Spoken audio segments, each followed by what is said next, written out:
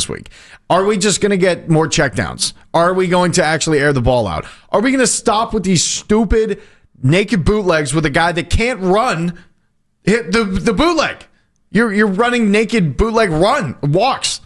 Like, I can't have that. If you're going to run the bootleg stuff, which I know is a massive part of Kevin Stefanski's offense, you need a quarterback like Dillon Gabriel or Shedeur Sanders that can actually run out, because half of the battle in a bootleg is, well, everybody's covered downfield. I'm just going to scramble for a couple of yards, slide, and get down. When Joe Flacco tries to do that, everybody catches up to him because he's 40 years old and he can't run. So that's the biggest thing for me this week is, are we going to see some of those chunk explosive plays that we haven't seen through the first 3 weeks? Yeah, the average depth of target has been a big issue for this Cleveland Browns offense. Like, there's no ifs, ands, or buts about it. Like, Joe Flacco right now of starting quarterbacks is the worst at average depth of target other than Jalen Hurts. And that's because they have Saquon Barkley and they have A.J. Brown, who you just get the football in his hands and let him cook. Like, that's how Philly's offense is successful, and they just won a Super Bowl off of that. A little bit of a different story here in Cleveland. And that despite the fact that Joe Flacco has thrown the ball like the most, if not top 5 in the entire league. And I know a lot of that is because of the run game, and we're going to get into that, like what the source of this terrible run game has been so far. I know Quinshawn came alive a little bit later in the game, but I mean, you have to pick a lane. You either need, I mean, dude, he threw a check down for 2 yards behind the line to Harold Fandon on a flea flicker. That can't happen, especially I've never seen anything like that before. I marked it down. I was working at the other place, and I marked it down immediately because I'm like, if they lose this game, that's going to be the perfect encapsulation of it. A flea flicker where I'm sure Jerry Jeudy was wide open downfield, and you check it down like into the line of scrimmage with Harold Fandon. Well, and they've had their opportunities. I'm not going to sit up here on my soapbox and pretend to be some sort of all-22 grinder or all-22 nerd, but I see my clips. I understand what's going on. To your point right there, I mean, Isaiah Bond last week was wide open, 3 times with ample time to throw and get the ball downfield. So I don't know what's going on. Is this a strategy thing where they want to make sure that the interception and the turnover bugaboo that has plagued Joe Flacco doesn't remain an issue?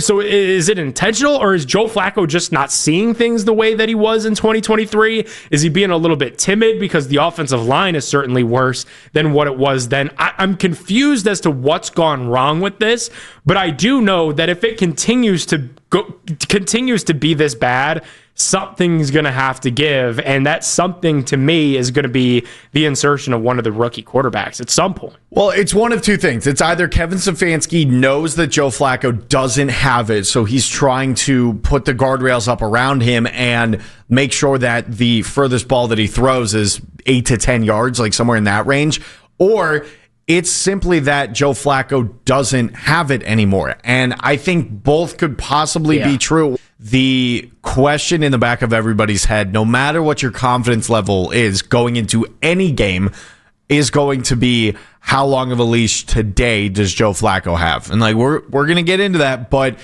as excited as I am, and this is definitely as excited as I've been for a Browns game in quite a while. I think a lot of that had to do with the win last week.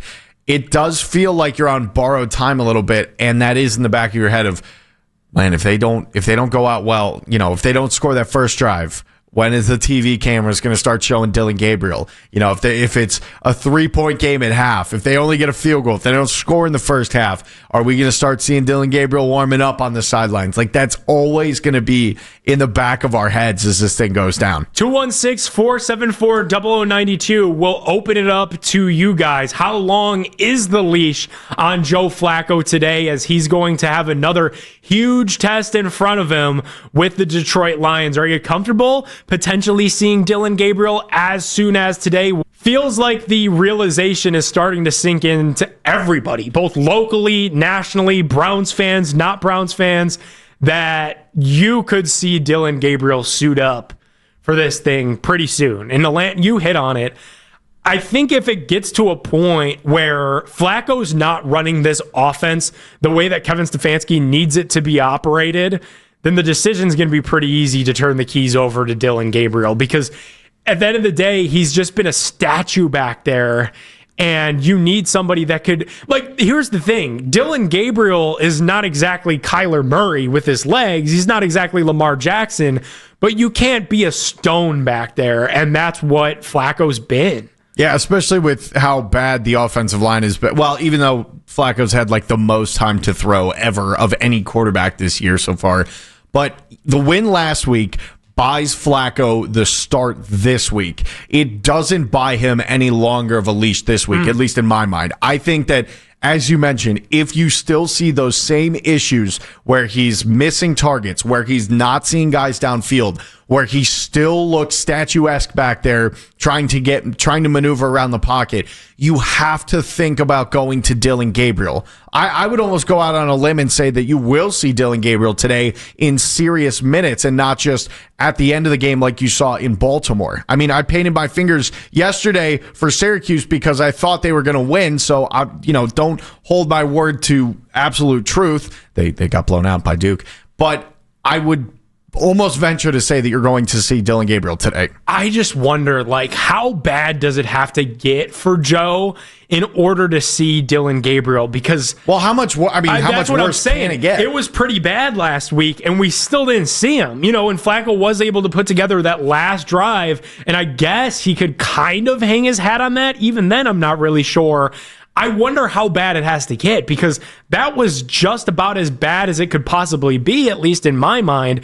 And they still just kept rolling him out there. I'm curious to see, like, is it because you were competitive in that game and because you felt like you still had a chance to win, versus if it was a 2-touchdown deficit, then maybe they look to Dillon. Like, I'm curious to see how bad it would have to get in game for them to insert Dillon Gabriel, or is this seriously going to be one of those situations where they're just going to go down with Flacco regardless because it's the decision that they made, and then they'll wait till they feel like it's an appropriate time, whether it be, at practice on Tuesday to make that announcement, or even further weeks down the road at the bye week to make that kind of announcement? I'm not sure. I really am not. It can't get much worse. So the only thing that leads me to believe is that they're going to go with Flacco come hell or high water. You think that's what they're afraid of? You think they're afraid of that, like the whole, like, it can't get much worse, but what if we put in Dillon and it looks as bad as Dillon looked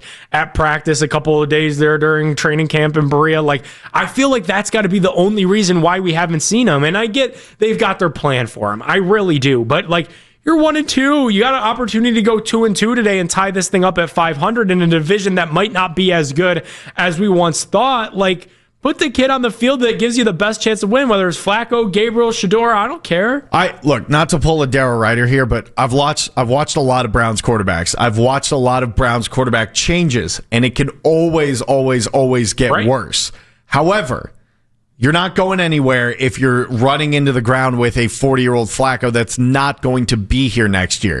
If you're going to suck as an offense, if you're going to score 15 points a game, if that, then why not throw out the rookie and just get this thing in motion going somewhere?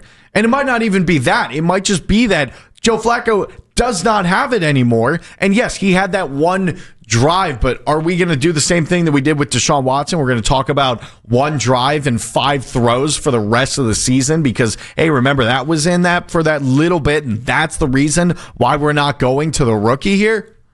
I think that's what it is, though. Like, I don't agree with it. I agree with you, but I think the situation is that they know that they had success with Flacco here before, and for whatever reason, they feel like they could maybe replicate some of that.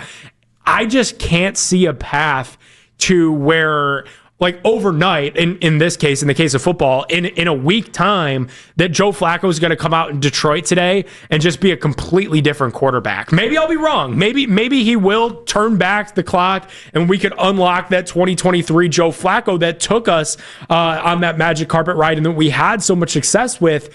I just can't see Joe Flacco being any different than what he's been in the 3 games so far this year. And I know that, like, Tommy Rees met with the media this week and said, we've got to get him going. Well, like, how? Because he's not taking shots down the field. And that's what made Flacco Fever so fun. Like, I've said it for 3 straight pregame shows now. If you're looking to get Flacco going, maybe if you get the ball, start the game, take a shot to Isaiah Bond out the gate, a big bomb downfield.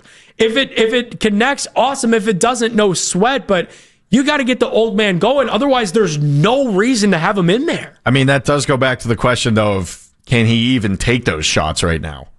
I don't know if that's the case because I haven't seen him take a shot yet this year.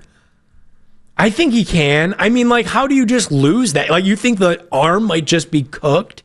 You turn 40 years old, man. Like, yeah, he didn't exactly have a special magic spark last year with the Colts. I mean, the only reason that he was in was because Anthony Richardson literally doesn't like football, allegedly. So it's not like he was fantastic last year and all of a sudden he's now turned into a pumpkin. Like this, you see this coming, and when you don't have a stable offensive line and you can't establish the run, then people are just going to pick apart your pass game and make you look like he's looked these last couple of weeks. And I know they got their plan, and I respect that. And there's a reason why Kevin Stefanski and Andrew Berry are in their jobs, and I'm in this job. Like, I get all that. But at some point, like, you got to deviate from the plan a little bit. Like, if it looks this bad, and it is, like, dude, like, so far, like, he gave us one drive last week. Other than that, it was unwatchable. That's how bad it was offensively. So they've got to get something solved there, because if they don't, the chance and the people just begging to see one of these rookie quarterbacks only going to get louder and louder.